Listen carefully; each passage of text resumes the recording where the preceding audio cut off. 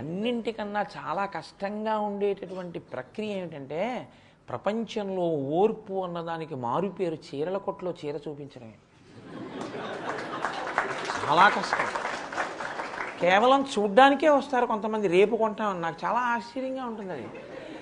ఎన్ని వందల ఈ బార్డర్ వచ్చిందే కదా అంటే నాకు అది చెప్పడం కూడా సరిగ్గా రాదు. ఏదో ఇది ఇలా ఉంటే ఇది ఇలా ఉన్నది లేవా, అదేదో అలా అక్కడెక్కడో నేను అలా ఎవరో కట్టుకుంటూ చూసాను అలాంటివి లేవా అంటే వాడు విస్తుపోతాడు. ఇన్ని కోట్ల వ్యాపారం, అరే ఒక చీర లేదా నా దగ్గర అటువంటిది.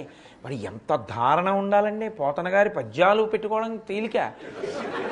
ఫలానాది అంటే వెళ్ళి ఇలా గబగబా వెతికి టక్ అని తీసుకొచ్చి అక్కడ పెట్టి ఇలా చూపించి అయినా తృప్తి పొందకపోతే వాడే నిలబడి వాడే ఇదిగో పైటన్స్ ఇలా వస్తుంది, ఇది ఇలా వస్తుంది అని వాడు కట్టుకుని చూపించిన ఒక మగవాడు చీర కట్టుకుని ఎదురుగుండా నిలబడిన నిర్దాక్షిణ్యంగా ఇంకోటి పట్ల అది మీరు మనసు యొక్క విన్యాసం చూడాలంటే అక్కడ చూడాలి.